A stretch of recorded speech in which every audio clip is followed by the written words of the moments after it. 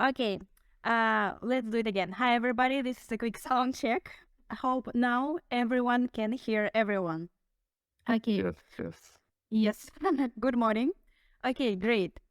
We can start our Ask Me Anything session with RSK, the most secure smart contract platform in the world.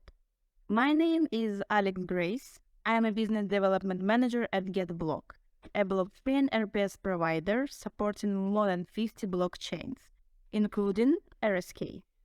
Please, Brandon, introduce yourself and your project, like your mission, values, please. Yeah, hi everyone.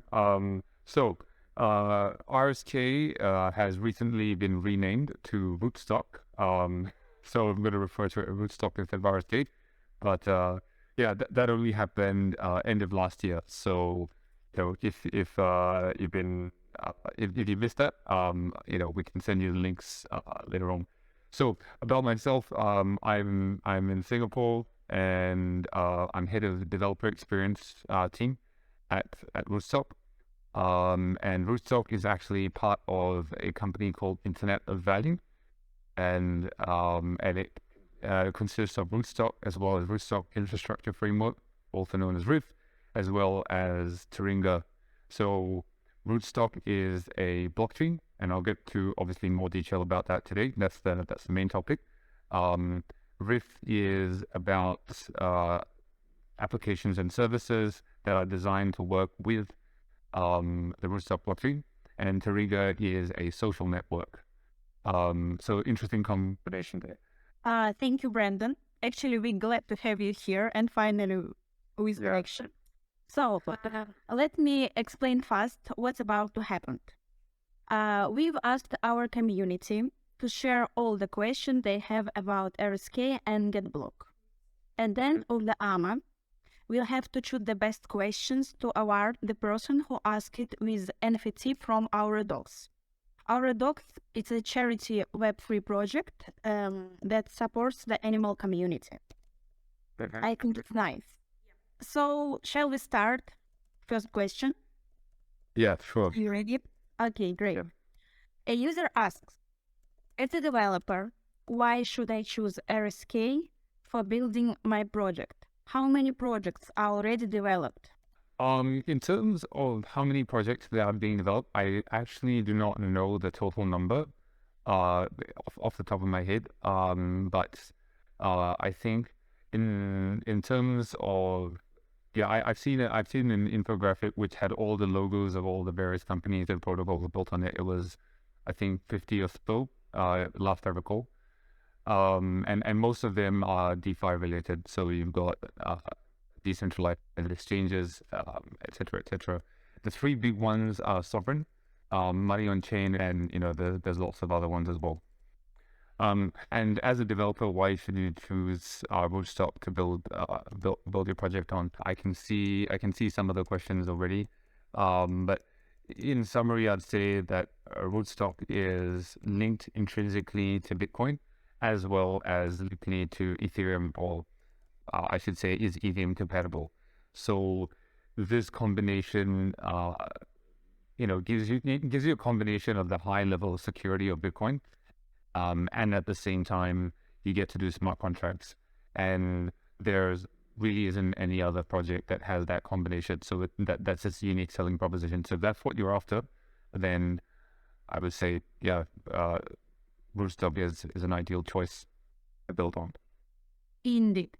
Security and scalability are good reasons to choose Rootstock. Combine the best of Bitcoin and Ethereum under a single platform and start to building. And we'll then go to the second questions. How is Rootstock approaching node diversity?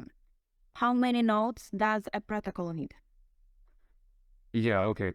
So Rootstock is a layer 2 blockchain, is merge and mine with Bitcoin. So that's one of the key, I guess, connections between Rootstock and blockchain. There are two key connections. One is that it's merge and mine, meaning Bitcoin miners help to secure the Rootstock blockchain. The other one is CalPeg, which means that there is a one-to-one parity enforced by a peg at the protocol level, that one Bitcoin is always going to be equal to one smart Bitcoin or RBTC on the Rootstock network, and you can you can transfer them back and forth between the two networks. So given that as context, right? Yeah. So what we want in terms of node diversity, if in the context of being a layer 2 on top of Bitcoin, is that we want as many Bitcoin mining pools as possible to be merge mined with Rootstock. So so that's where we get it from.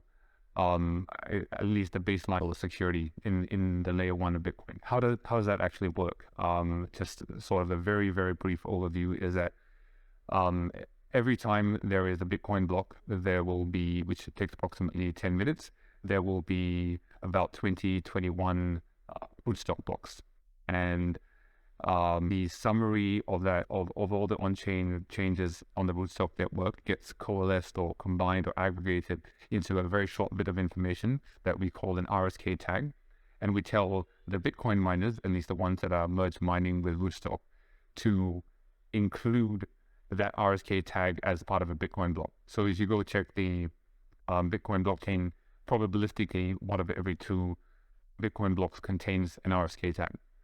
And that's how the network is secured, and that's why we want as many Bitcoin mining pools as possible to merge mine with Rootstock. Ideally, I think I don't know the precise mathematics or probabilities behind this calculation, but I believe that our ideal target that we want to get to is about 2/3 of Bitcoin mining hash power being used to mine merge mine Rootstock, and roughly we're about 1 and 2 at the moment.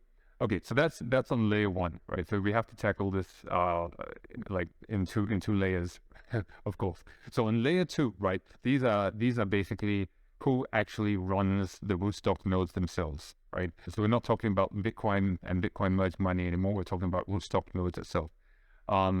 At the moment, right, IOV Labs runs a whole bunch of Rootstock nodes itself, right, as the initiator and of the entire project. But we're starting to see more and more diversity, especially as there are more and more projects being built on top of Rootstock. So you'll find that the public node. So if you go to public-node.rsk.co, right, that's the Rootstock public node for the mainnet, and that provides you an RPC endpoint. And if you use that as an RPC endpoint in your wallet, say MetaMask or Tally, for example, right, that will be fine, right? However, if you're a developer and you are deploying, you don't want to deploy your own nodes for whatever reason, right? You'll find that that endpoint doesn't actually suffice. Like you'll get rate limited, and especially a more complex project. So you'll need to find alternatives. And of course, GetBlock is one of those alternatives, being an alternative RPC provider with a much higher rate limit. And so that's kind of like the middle ground. But what we're trying to do in terms of diversity, and I say trying to, I would say successfully, it is that having each of the major protocols, right, run their own nodes. So so that this is where the let's say Sovereign, they'll run their own Rootstock nodes. Say Money on Chain, they'll run their own Rootstock nodes, so on and so forth. The benefits of that are that you get even closer to the metal. So yeah, it's kind of good to have GetBlock in the mix, right? So you've got like the option of using the public nodes. You've got the options of running your own nodes, and those are like sort of two different ends of the spectrum. And somewhere in the middle, you've got an alternative like GetBlock, and that's pretty cool. Okay, I get you. That makes sense. And thank you for the advertisement. GetBlock appreciates every user. So let's move it on. Okay, next questions. Why is Rootstock called the most secure smart contract platform in the world? Yeah. Okay, so there are varying definitions of what is security, and those really come down to the type of consensus algorithms. So I don't want to sort of to make that claim without making the disqualifier, right? So Rootstock's security as a layer 2 blockchain derives from Bitcoin's security as a layer 1 network. That's where it gets it from. And the merge mining hash rate, as I mentioned earlier on, which is the proportion, the probabilistic likelihood that each Bitcoin block contains an RSK tag, right? That's roughly equates to the mining hash rate. So how many percent of the hash rate of the entire Bitcoin network is also merge mining Rootstock? And that's roughly 1 and 2 at the moment, or 50%, right? And among proof of work secured networks, right? Bitcoin is the biggest one, and Rootstock has about half of that, and nothing else comes close. So based on that, right, that's the basis of saying it's the most secure. Although I do have to say that there are other networks that achieve security through other consensus algorithms, such as proof of stake. For example, Ethereum after the merge, which happened toward the 3/4 mark of last year. I can't remember the exact date. But yeah, so now Ethereum is proof of stake, and they've got tremendous levels of security. It's just that sort of comparing apples to oranges when you want to compare Ethereum security to another chain that's proof of work, if you know what I mean. That being said, right, let's say we constrain the definition of this to most secure smart contract platform that uses proof of work, then definitely you could say that that's Rootstock.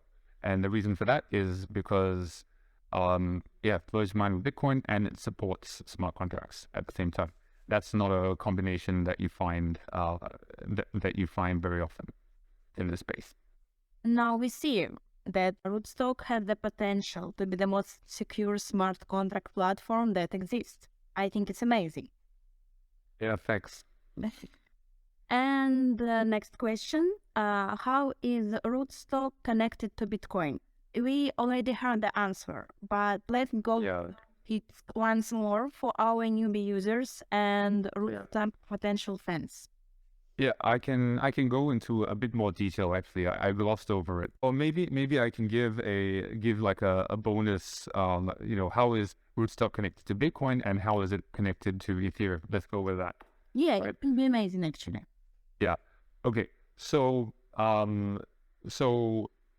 with layer 2 networks, the vast majority of them that you see out in the wild are where the layer 2 network and the layer 1 network, they are both Turing complete, right? And the most common incarnation of this is the layer 1 being Ethereum itself, right?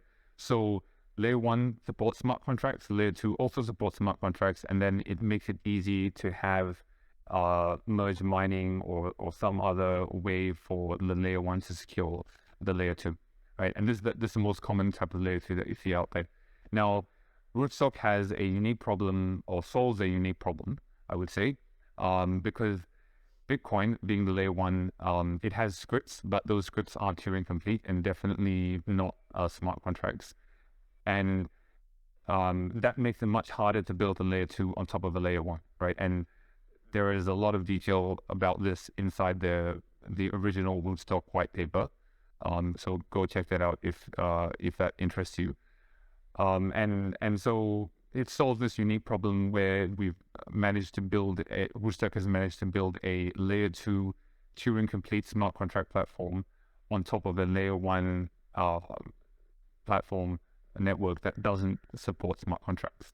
So that's kind of the main connection between Rootstock and Bitcoin. And the way it's done that is through, as I mentioned earlier on, merge mining, as well as the power peg.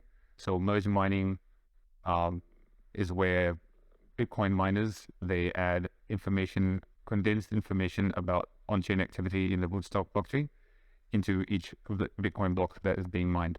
The power peg enables a transfer of Bitcoin on the Bitcoin network to RBTC on the Rootstock network with a 1-to-1 transfer ratio, and then back again also with a 1-to-1 transfer ratio. Hence, the native coin on each of those networks is always the same. That's connection to Bitcoin. Now, the connection to Ethereum. So unlike Bitcoin, um, Rootstock doesn't actually directly talk to Ethereum, right? The two networks do not communicate unless there's some third party, such as an Oracle or some other centralized service that does that. But its connection to Ethereum is more of a protocol level. So how are messages formatted and sent between clients and nodes, or one node and another, right? So that messaging system is called JSON RPZ. That was defined by Ethereum, and that is used and is compatible with Rootstock. There are some minor differences, but those minor differences are backward compatible. So yeah, typically, if you're a Ethereum developer, or you're a developer that's familiar with development of dApps, or with using tools or software libraries that interact with, any EVM chain, right? You would be able to work with the Rootstock blockchain as well because of that. Now, the second connection is also not a physical connection. It's also to do with a protocol, but it's not to do with messaging, and that is the EVM itself. So EVM stands for Ethereum Virtual Machine, and Rootstock has its own Rootstock Virtual Machine, RVM, that is EVM compatible. And it's compatible in a specific way where every single opcode within the compiled bytecode of a smart contract does the same thing. And the major difference is that the gas price, or the schedule of gas prices per opcode, is different because it's denominated in Bitcoin rather than in Ether.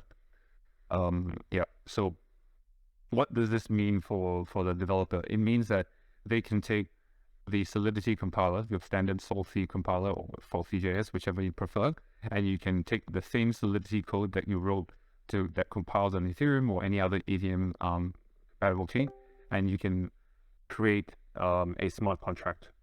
You can compile your smart contract. You can take the ABI that comes out of the compiler output. You can take the bytecode that comes out of the compiler output as well, and you can deploy that just as easily on any EVM compatible chain as you can with Rootstock.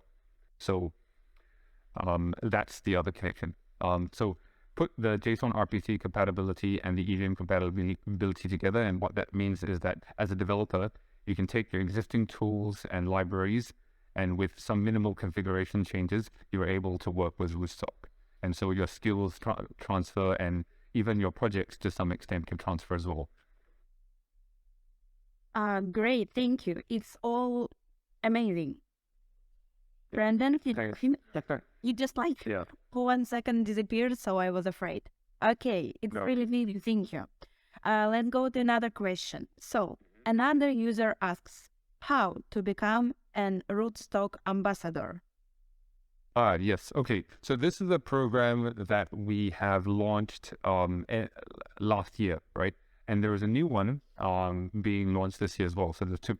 So the original Rootstock Ambassador program, which is already live, is a program where you have to get qualified by taking the Rootstock blockchain user course, and once you've completed that and you get the certificate for that, then you can apply to become an ambassador. So that's how you become one.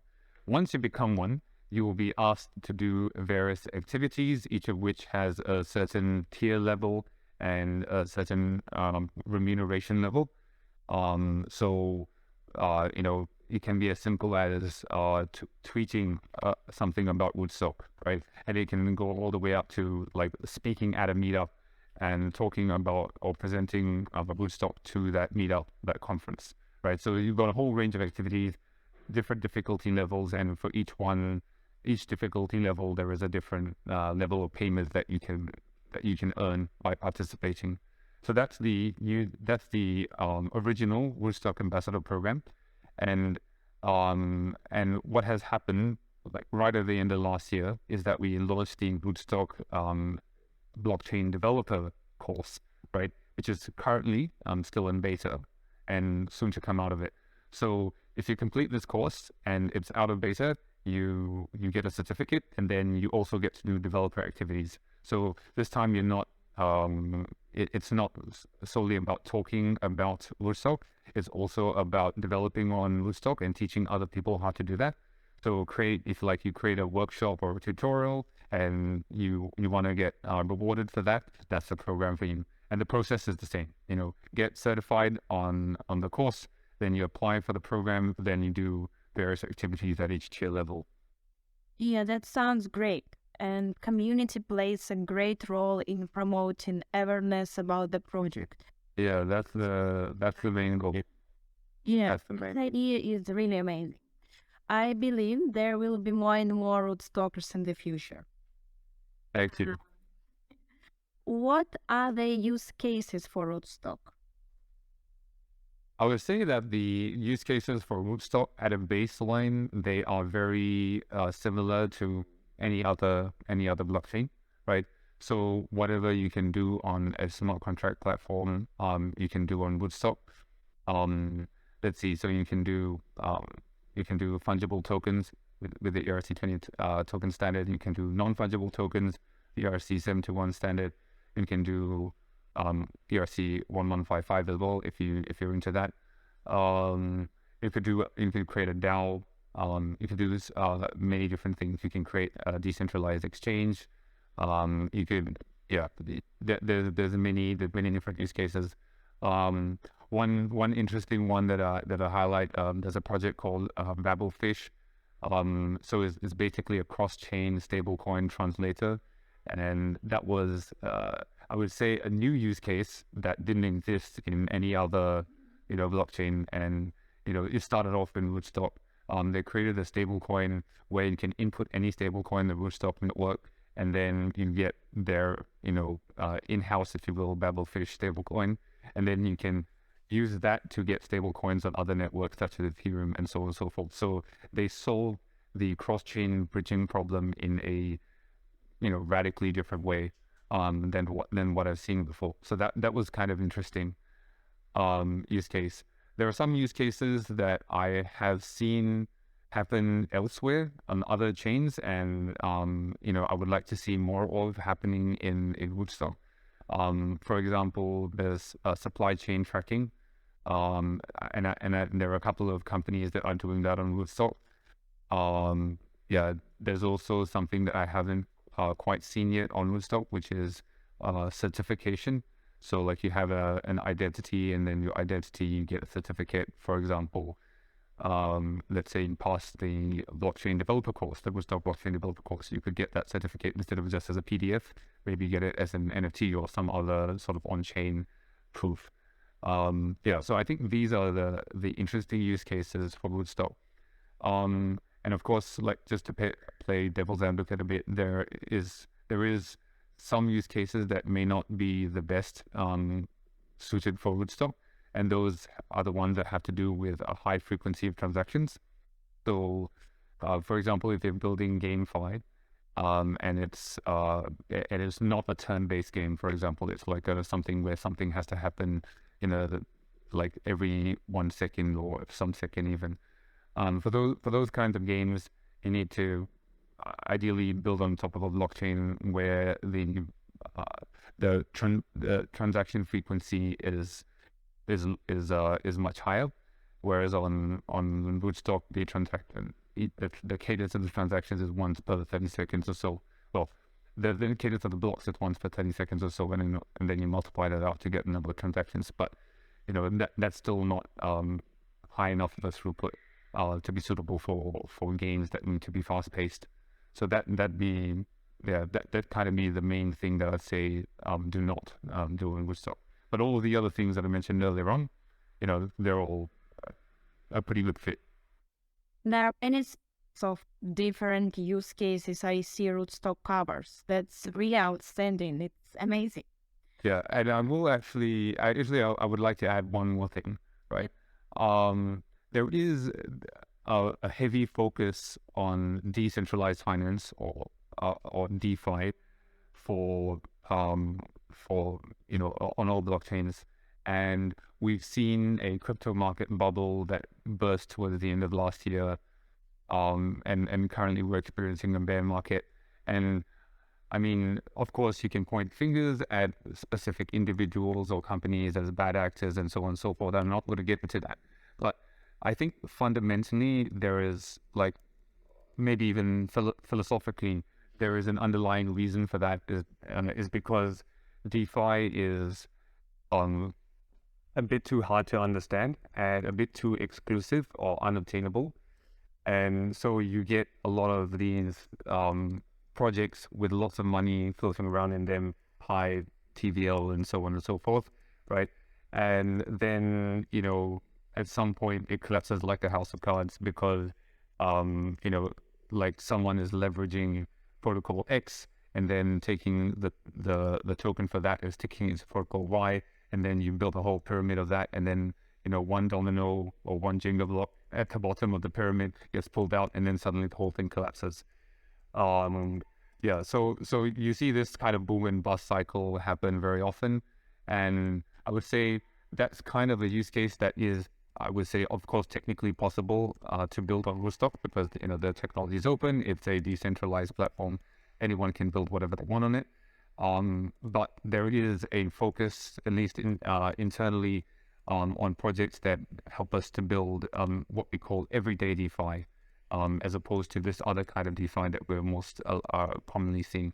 So this is like more stablecoin focused, more everyday user focused. So like, what do you need to use on a blockchain that enables you to borrow, to pay, to save, to remit? Like, these are use cases which you think of when you take out your wallet and pull out some money from it and pay and use it to do something, right? You borrow, you pay, save, you remit. You don't really, like, when you think about DeFi, like, hardly anyone uses it for those purposes. But that's the kind of use case that we're trying to sort of emphasize and help grow within the network as a sort of use case point of differentiation. What does this network stand for? And that's everyday DeFi. I totally agree. Many people time to understand DeFi and how everything works. Yeah. So what's the space in 2023? Yeah. And our last question for you today: what's the biggest development goal for Rootstock in 2023? Okay. I kind of I kind of jumped the gun. I should have talked about everyday DeFi here. So everyday DeFi is the answer. But I will say, like, okay, so because you asked the development goal, right? So what underlies everyday DeFi? Like, what makes it possible, right? The baseline technology of the Rootstock blockchain itself, that's solid and will continue to do so. Continue to be so going forward. But that's not all that's required to build everyday DeFi, right? What else do you need? One of the key use cases that needs to be done, especially to onboard everyday users, is to be able to do on-ramps and off-ramps, right? So because these interact with fiat currencies, you need to do that through a third-party provider. But at a technological level, how can we support that? How can we make it easier for these third-party providers to connect to us? They'll need APIs. They'll need various other things to be able to onboard. So that's one aspect of it.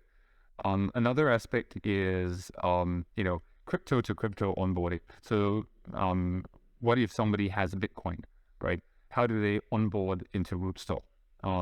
So they could use the PalPeg directly, but that's very technical and maybe a bit too difficult for the average user. So instead of that, maybe we could do something else instead. And so that's something that we've started building internally.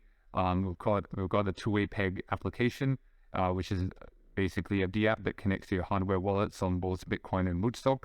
And you can, and the kind of use case that we're going for is, okay, send Bitcoin on the Bitcoin network to this specific address, and then on the other side in Rootstock, in your wallet, say MetaMask or Tally, right? You get stable coins and enough gas in RBTC to transact with those stable coins, and it just does that whole process just like seamlessly, and you just have to do one transaction. So that is like a very good use case for or example of everyday DeFi. And how do you do it in the reverse, for example, if you want to off-ramp back onto Bitcoin? Another couple of use cases I'll talk about are various applications and services that come under the umbrella called RIF. I mentioned this earlier, Rootstock Infrastructure Framework. So there's RIF relay and RIF aggregation. So without going into too much detail on what the implementation of that is, like imagine if you were able to send a transaction without using any gas, right? So for example, if you wanted to send RBTC, the native coin of the Rootstock network, from one account to another, you would just send, let's say you send one RBTC, and then you would get deducted 1 point, lots of zeros, and then maybe a number and like 3 RBTC, and that additional 0.00 something, that was your gas fee. But you only needed one thing to transact in that, right? RBTC. But once you're dealing with tokens, then you need 2 different currencies at the same time. One is the native currency of RBTC to pay for gas, and then the other one is the token itself. But that's something that we have found through our user research to be quite a limiting factor for everyday users to onboard, because like, why do I, like, if I want to spend $50 from my wallet, I only need $50. What is this? Why do I need, like, imagine saying I want to spend $50, but I also have to pay you 3 euro cents, right? That doesn't make sense to the everyday user, right? And in the fiat world, and neither does it make sense to the everyday user in the cryptocurrency world. So that's like a barrier to adoption. And so that's essentially the problem that's being solved by RIF relay.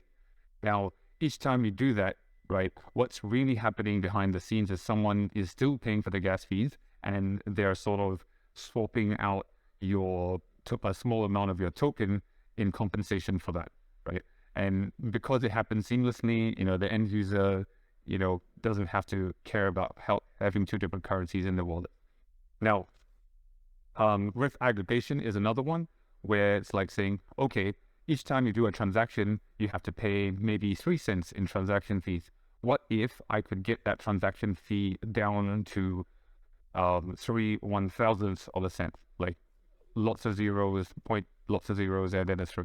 Like, what if you were able to do that? And how does it do that? So it takes like 1,000 different transactions, and it just batches them up into a single transaction, which also has to pay a fee in the form of a few cents.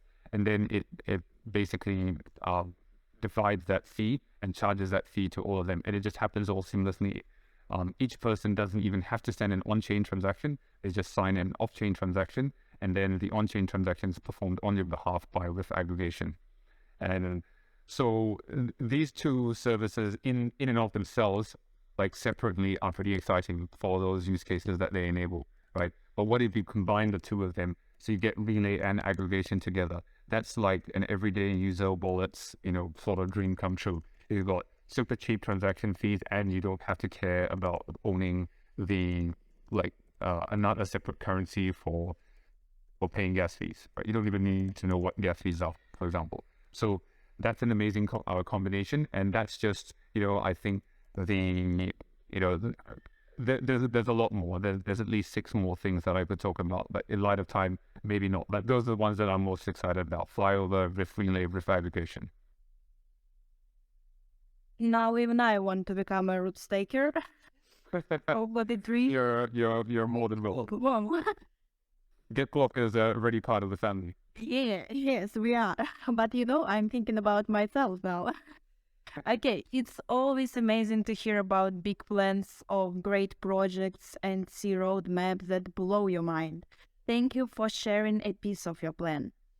Actually, GetBlock has supported Rootstock for a while, yes, and GetBlock's Rootstock Toolkit allows your dApp to leverage the hashing power of Bitcoin for the full range of basic financial operations. The nodes are available through WebSockets and JSON RPC methods. You can start with testing Rootstock shared nodes, which are available in Stack, while archive nodes can be rolled out by request. So now let's go down to the price. Please, Brandon, choose the best question. Oh, this is a tough one. But this week, Okay. Oh, maybe Irene, you're there, right? Are you able to turn on your voice? hey, can you hear me? Hey, Irene. Yes.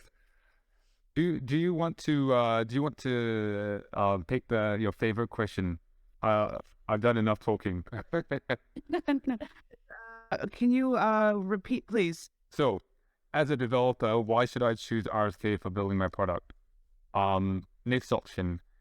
How many nodes does the protocol need, and how do we approach node diversity? Next question. Why is RSK the most secure smart contract platform? Next question. How is Rootstock connected to Bitcoin and or Ethereum? Next question. How to become a Rootstock ambassador? Next question. Right. What are the use cases for Rootstock? And last question. What's the biggest dev goal for Rootstock in 2023? I heard you answer many of these, right? All of it. So yeah, which one do you like? Your pick. Oh, which one's my favorite? Yeah, who gets I NFT? Why building on Rootstock? Right. As a developer, why should I choose Why can't or building my project? Exactly. It's actually really I'm agree with you. Yep, it's nice. Okay, so thank you. We will connect with the user who asked the question to give them NFT from the Great Aura Docs, Charity and Crypto in one place. Okay, guys, thank you again for your time. Expect the follow-up and see you. Thank you, Brandon. Thank you very much, and you're welcome. Yep, it was lovely talk. Bye-bye. No. Bye.